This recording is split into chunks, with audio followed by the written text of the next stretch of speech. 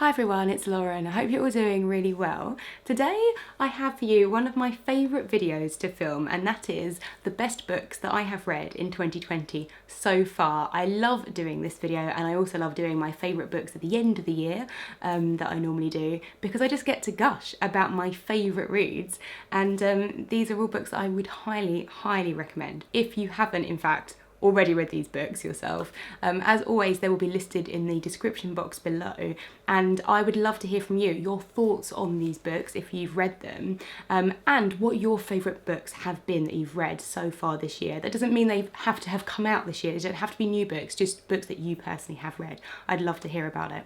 So I'm not going to do these in any particular order, just in the order that they are in front of me down here, but I'm going to start with an audiobook which I did read right at the beginning of the year, listen to, which was Pain and Prejudice by Gabrielle Jackson. This is a non-fiction book about Gabrielle Jackson's journey to understanding her own endometriosis, which was undiagnosed for years. And what I loved about this book is that it really manages to balance her own story with a history of the whole medical system and how it is sexist to women historically. So she goes right back to look at the definitions of hysteria, for example, and how women's mental health was treated very differently to men, and they often had different diagnoses, even with the same symptoms. How medical students, even up to very recently, and in fact probably still now, learn predominantly about the male body. A lot of tests, medical testing, is only done on the male body. When it's to do with things like gynecology, pregnancy and childbirth, those things are deemed to be specific to women, but everything else, like how heart disease presents, is the symptoms are just studied in men. So often, like women with heart disease, like or heart attacks, that goes undiagnosed. I loved her voice throughout this. I thought it was very interesting, very accessible, and it made me very angry. And I also loved how it worked on these three different levels. Like she's starting with her own personal journey of having undiagnosed pain, and the doctors, like, it's spending years for her to get to an endometriosis and diagnosis.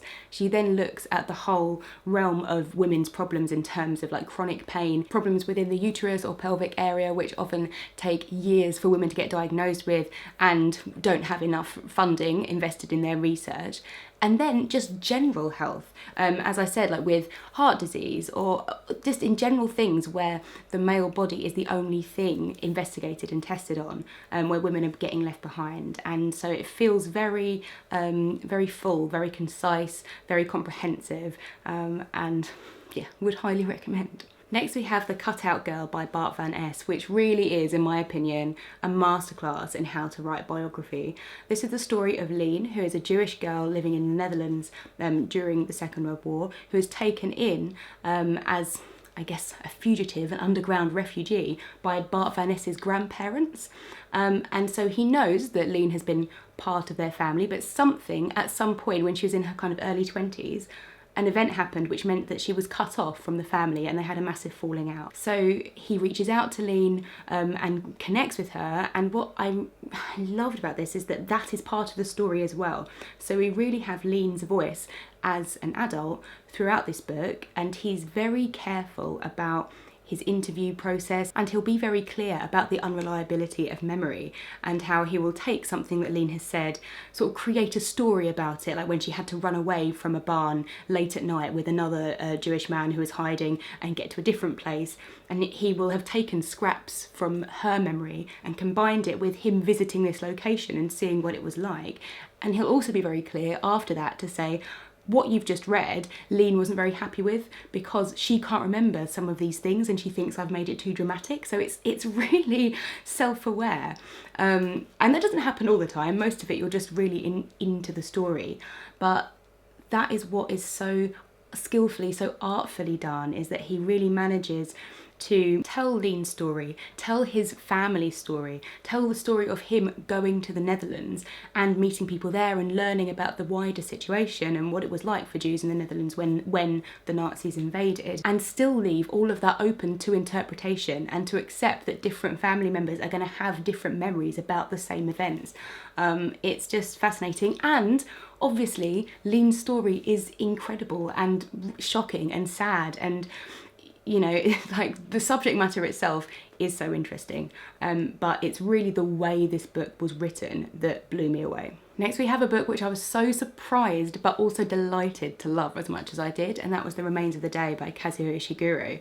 And I say I was delighted to love it because I really didn't enjoy Never Let Me Go, but I'd heard such amazing things about this book. I was like, okay, let's give him another try, and it did not disappoint. This is the story of an English butler who's writing this during about the 60s, and he's looking back on his heyday back in like the 20s, 30s, 40s, working in this great house. It's very Downton Abbey-esque.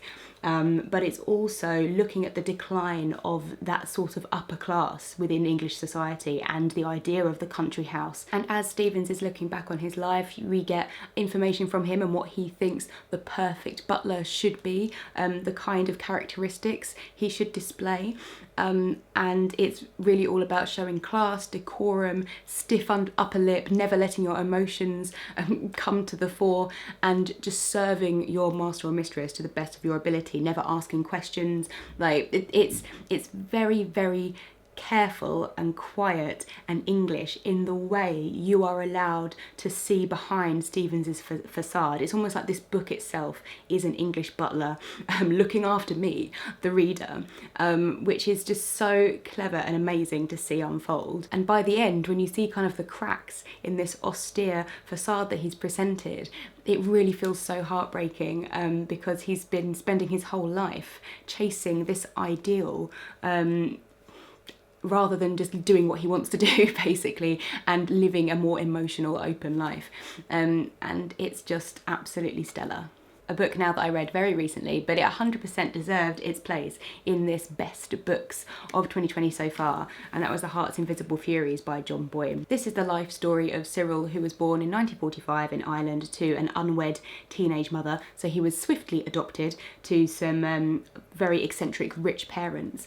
And through his life you see kind of the evolution of Ireland as a strict Catholic society, how it treats women, how it treats gay men, and you see the fallout of these very strict conservative ideas within the lives of Cyril and all the people around him.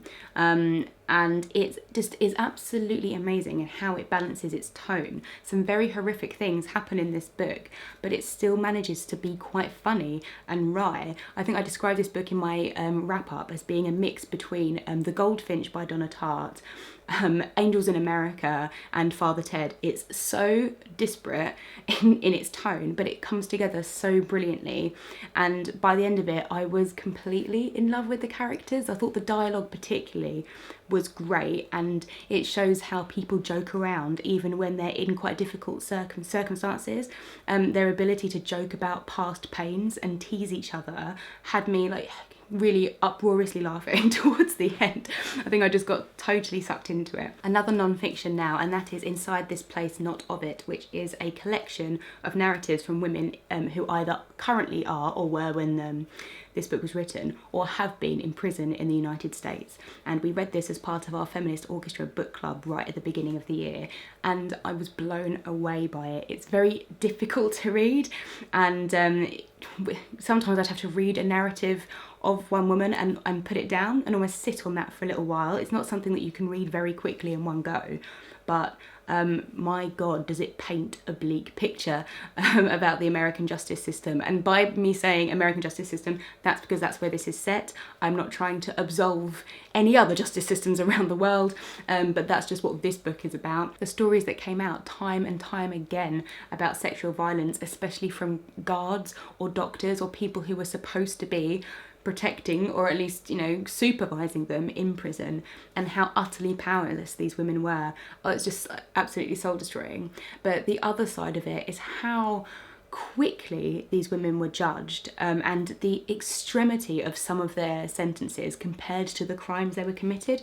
There was one girl who was quite young who was in a car during like a drugs deal that was supposed to be happening, and during that deal it went wrong and some people got shot, but she was in a car which was actually round the block, but she was part of like the gang who were doing the deal, and she got like years and years in prison for being an accessory to murder, even though she was nowhere near like the actual the actual scene. And especially when you hear about some of these women's past and how difficult their childhoods were or their family lives were and how they got into a position where they were committing crimes or being part of crimes, it just breaks your heart. It really does. Like, this idea that you've got to punish people, and people who are being punished don't deserve any kind of rights to humanity while they're being punished.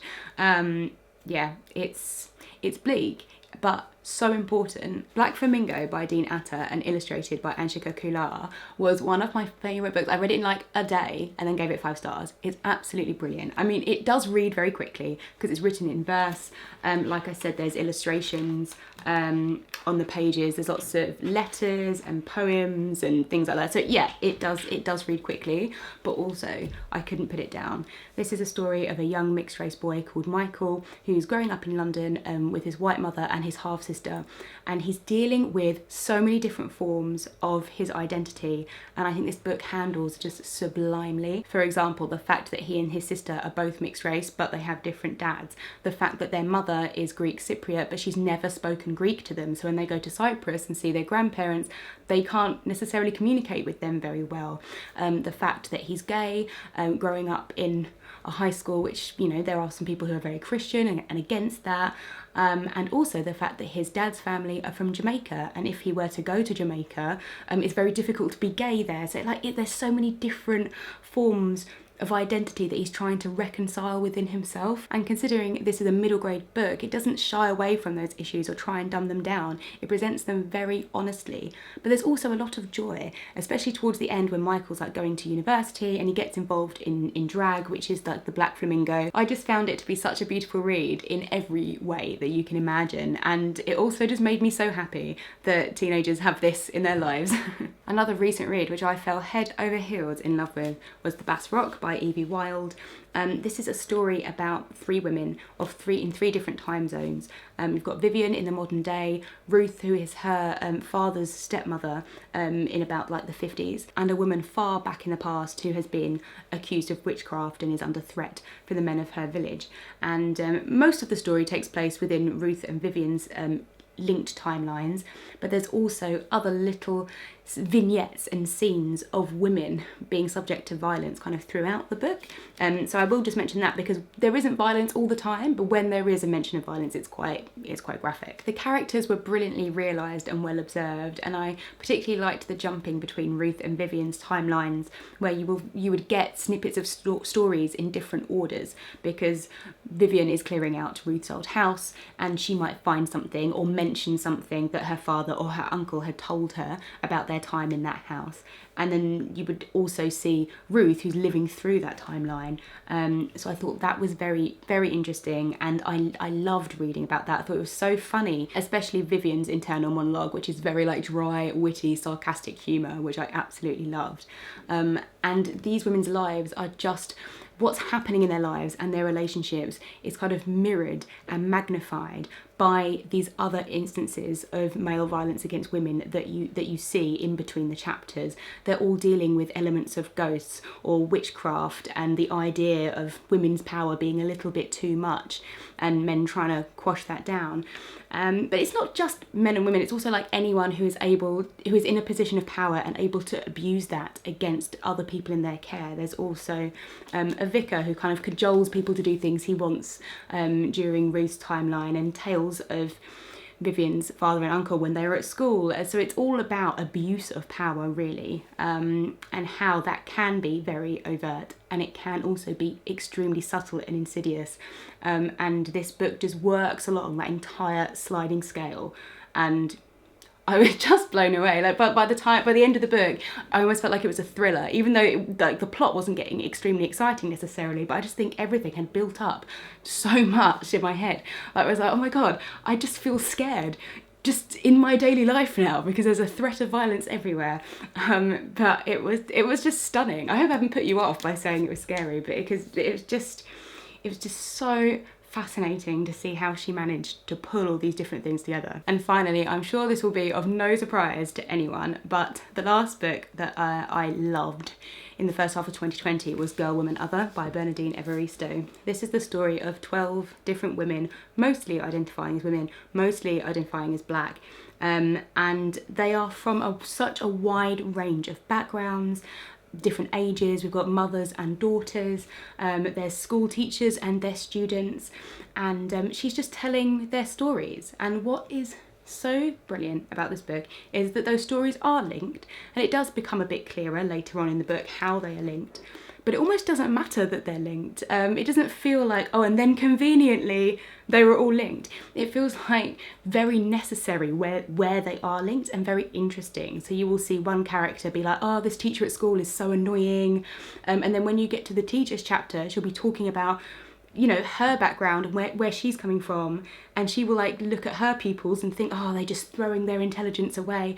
And you understand both viewpoints completely, especially when you see different generations, like mothers and daughters. It's just pure artistry, like how she does it, how she makes all of these people feel so real and yet so different, so diverse, with very different like ideas about what is right and what is wrong, and also just so fun, just so interesting to read, just such a breeze to read. I mean, I don't know a person who's read this and not completely gushed about it, but I just don't think it hurts for you to hear me gushing about it another time. So there we go. Please tell me if you have read any of these books and you enjoyed them, and tell me some of your favourite books. This is what I always like about doing these videos, is that I get more recommendations myself.